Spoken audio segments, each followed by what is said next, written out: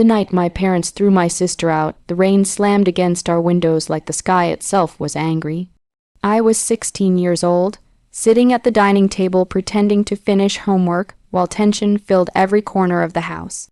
My mother had been crying in her bedroom for almost an hour, and my father paced through the hallway with a face so cold it terrified me. Emma stood near the kitchen doorway, pale and shaking. She was 21, beautiful, kind, and 5 months pregnant. And completely alone. Tell me again, my father said sharply. Who's responsible for this? Emma swallowed hard. Her hand rested protectively over her stomach. He left, she whispered. The silence that followed felt heavier than thunder. Then my father exploded. You expect us to believe that? He shouted, slamming his fist onto the table. After everything we gave you. My mother walked into the room wiping tears from her cheeks, but there was no comfort in her eyes. Only humiliation. The neighbors will find out, she cried. Our relatives will talk about us forever. I stared at her in disbelief. Emma looked terrified, yet all Mom cared about was gossip. Emma's lips trembled. Mom, please. But Mom stepped backward as if her own daughter disgusted her.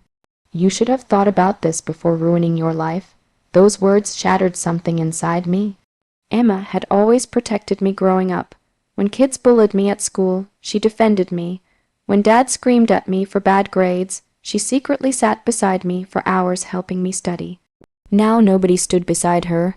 Rain crashed outside while my father pointed toward the front door. You're not bringing shame into this house, he said coldly. Emma stared at him, stunned. Dad, where am I supposed to go? I don't care. I'll never forget those 3 words. Emma burst into tears. Please don't do this. But my father's expression never changed. If you walk out that door, he warned, don't come back.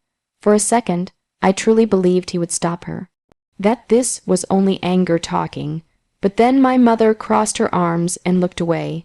That's when Emma realized the truth. Her own parents had already abandoned her. Slowly, she walked upstairs and returned a few minutes later carrying one small backpack. That was all she owned now. No father of the baby, no family, no home, just fear. As she reached the door, she looked at me one last time. Her eyes were swollen red, filled with heartbreak so deep I could barely breathe looking at her. I wanted to scream at my parents. I wanted to stop her from leaving, but fear glued me to the floor. Then the door opened. Cold wind and rain rushed inside instantly. Emma stepped outside into the storm, and my father closed the door behind her, just like that, as if she meant nothing. The second they walked away toward the living room, I grabbed my savings box from under my bed. It held every dollar I'd saved for over a year to buy myself a second-hand motorcycle. $217. I stuffed the money into my pocket and quietly slipped outside. Emma sat alone at the bus stop across the street, completely soaked and crying silently into her hands. When she saw me running toward her, she immediately wiped her face. You shouldn't be out here, she whispered.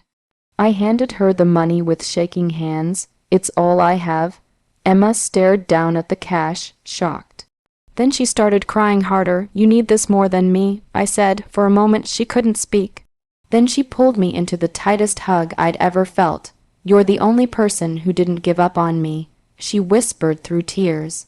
A bus appeared through the rain moments later. Emma climbed aboard slowly, clutching her backpack and her stomach at the same time. Before the doors closed, she looked at me one final time, then she disappeared into the storm, and our family broke apart forever. After Emma left, the house became painfully quiet. It was strange how one person disappearing could make an entire home feel empty. My parents acted like nothing had happened, but I noticed little changes everywhere. Emma's framed graduation photo vanished from the hallway. Her favorite coffee mug disappeared from the kitchen. Even her bedroom door stayed shut like it was hiding a ghost nobody wanted to mention. At dinner, silence replaced conversation. And whenever I dared to say Emma's name, my father's expression turned cold instantly. She made her decision, he would say firmly. But deep down, I knew the truth. They made the decision for her. A week after she left, I secretly called the number she'd texted me from. She answered after the second ring, sounding exhausted. Hey, little brother, she whispered. The second I heard her voice, relief flooded through me. "Where are you?" I asked quickly. There was a long pause in a shelter downtown. My chest tightened painfully. Emma had once dreamed of becoming a teacher.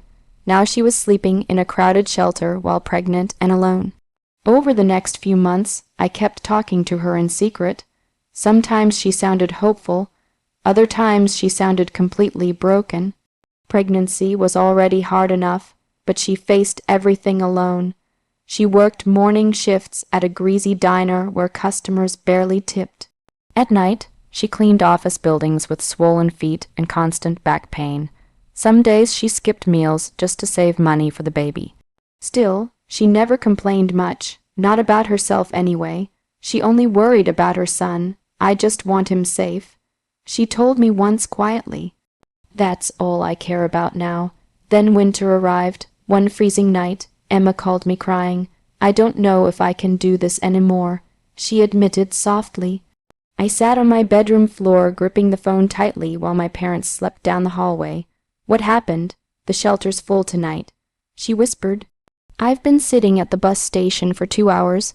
My heart shattered hearing that. My pregnant sister had nowhere to sleep while our parents rested comfortably inside a warm house. I almost hated them for it.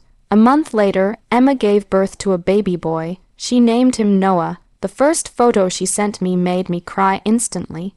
Noah was tiny, wrapped in a faded blue blanket, while Emma smiled weakly from the hospital bed. For the first time in months, she looked genuinely happy. "He saved me," she texted. But life didn't magically improve after Noah arrived. In many ways, it became even harder.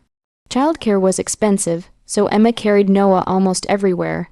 She balanced him on one arm while working bakery counters or riding crowded buses across the city. Some nights, Noah cried nonstop, while she tried baking cupcakes in a tiny rented kitchen after midnight. She barely slept, barely ate, barely survived, but slowly, something inside her changed. The frightened girl my parents threw away started disappearing. Emma became stronger, tougher, smarter.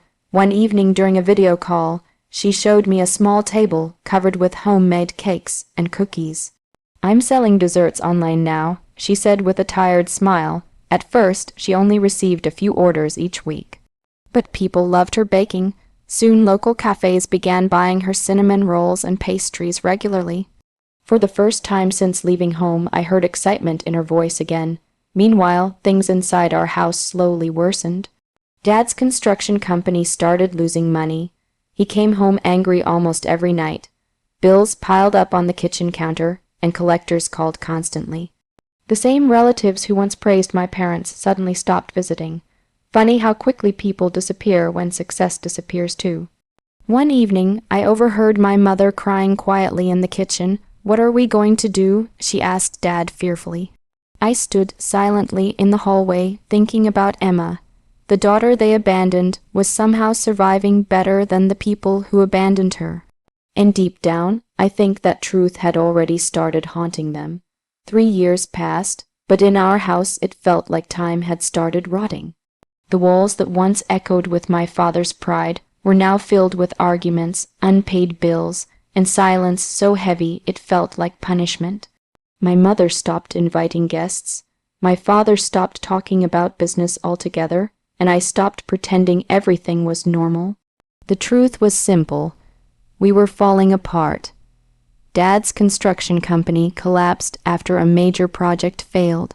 A partner he trusted disappeared with the money, leaving behind debts that grew every month like a living nightmare. Creditors began calling at all hours. Some even showed up at our gate. The expensive car was sold first. Then the second one. Then small luxuries disappeared one by one, until even basic comfort felt like a memory. But the worst part wasn't losing money. It was losing pride. My father, once a man who walked with arrogance, now avoided eye contact with neighbors. My mother, who once cared more about reputation than her own daughter, now feared opening the door. And still not once did they speak Emma's name, until the day everything changed. I was in my room when I overheard my father arguing on the phone.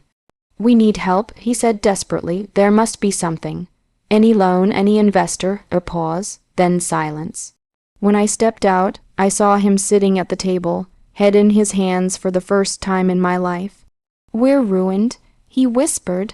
My mother looked older than I remembered. Her hands shook as she placed a newspaper on the table. Emma's bakery had been featured in a local article, from homeless mother to rising bakery owner. Her photo was there, smiling, confident, holding little Noah in her arms. She looked peaceful, alive, successful. My mother stared at the picture like she had seen a ghost. "That's Emma," she whispered. I nodded quietly. For a long time nobody spoke. Then my father suddenly stood up. "We should go see her." The words shocked even him. My mother hesitated. "After everything, do you think she'll even talk to us?" He didn't answer, but desperation doesn't wait for dignity. A week later, we drove toward her bakery in an old, noisy car that barely matched the man my father used to be. The entire ride was silent.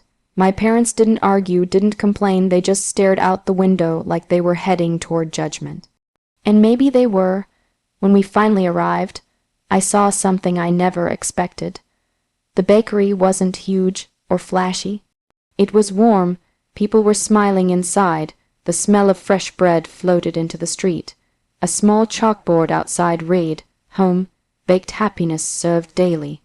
No trace of the broken girl they had once thrown away existed here. Instead, there was life. Behind the counter stood Emma. She looked different, stronger, calmer, like someone who had survived a war no one else saw. And when her eyes lifted and landed on us, everything stopped. The world outside the bakery kept moving, but inside that moment, time froze completely. My mother's lips trembled. My father, for the first time in years, looked uncertain, and Emma, she simply stared. No anger, no shock. Just silence, the kind of silence that carries 3 years of pain without needing a single word. My father took a step forward. "Emma," he said weakly. She didn't respond. She just looked at us like strangers who had walked into the wrong story. And in that moment, I realized something terrifying. We hadn't come to see Emma. We had come to face what we had turned her into. And she was no longer the one who needed us. We were the ones who needed her. The moment felt unreal, like standing in front of a life that no longer belonged to us. Emma was still behind the bakery counter, hands calm, expression steady. Little Noah sat near by, coloring on a small table, humming softly to himself. Everything about this place felt warm, alive, stable. Everything our home had stopped being. My father cleared his throat, trying to gather the authority he once wore like armor. We wanted to see you," he said carefully. Emma didn't move right away. She looked at him for a long moment, studying him the way people study strangers on a train, acknowledging their existence without accepting their importance. Finally, she spoke. "Why?" That single word made my father flinch. My mother stepped forward quickly, tears already forming. "Emma, please, we made mistakes, big mistakes." Emma nodded slowly, like she had already expected this answer long ago. "Mistakes," she repeated softly. The word carried no emotion, no anger, just distance. My mother reached toward her. "We were wrong to throw me out," Emma finished gently. The bakery suddenly felt quieter, even though customers still moved around us. Emma looked down at her hands for a moment, then glanced at Noah. His small laugh filled the space between us like a reminder of everything she had built alone. "When you kicked me out," she said calmly, "I had nothing, no money, no home, no one." My mother broke down crying. But Emma didn't react. "I slept on benches," she continued. "I worked until my feet bled. I held my baby through nights when I thought we wouldn't survive the morning." My father looked down, unable to speak. "But you know what's strange?" Emma asked quietly. No one answered. "I don't hate you. That shocked me more than anything," Emma continued, her voice steady but heavy. "Because if you hadn't done what you did, I would have stayed dependent on people who could abandon me so easily." She stepped out from behind the counter for the first time, walking slowly toward us. And I would have never discovered this version of myself. She gestured around the bakery. "This life, this peace, this strength." My mother whispered, "We didn't know, you didn't care." Emma corrected gently. The words weren't cruel, they were simply true. Silence filled the space again. Then my father did something I never thought I would see. He lowered his head. "I'm sorry," he said, voice breaking. For years that man never apologized to anyone, but Emma didn't rush to comfort him. She didn't cry. She didn't forgive instantly. Instead, she looked at him for a long time. Then she smiled faintly. "You know what hurts the most?" she asked. Neither of them answered. "When I needed you the most, you chose shame over me." My mother covered her mouth, sobbing harder. Emma walked back behind the counter, picking up Noah gently and holding him in her arms. "But I survived," she said. Her voice softened, "and I built something beautiful out of what you broke." She looked at them one last time. "I don't need revenge," she added quietly. "Life already gave me something better." My father frowned. "What?" Emma smiled, looking down at her son. "Peace." That word hit harder than any insult ever could. Because it was true. We came expecting anger, we came expecting revenge, we came expecting to matter. Instead, we were standing in front of a woman who had already healed without us, who had already won without fighting, who had already forgiven us not because we deserved it, but because she no longer needed the weight of hatred. My mother whispered one last question as we turned to leave. "Can we ever be part of your life again?" Emma didn't answer immediately. She gently kissed Noah's forehead, then looked up. "That depends," she said softly, "on whether you can accept that I don't need you anymore." And just like that, we understood. The greatest revenge wasn't anger. It wasn't punishment. It was being forgotten by someone who once couldn't survive without you.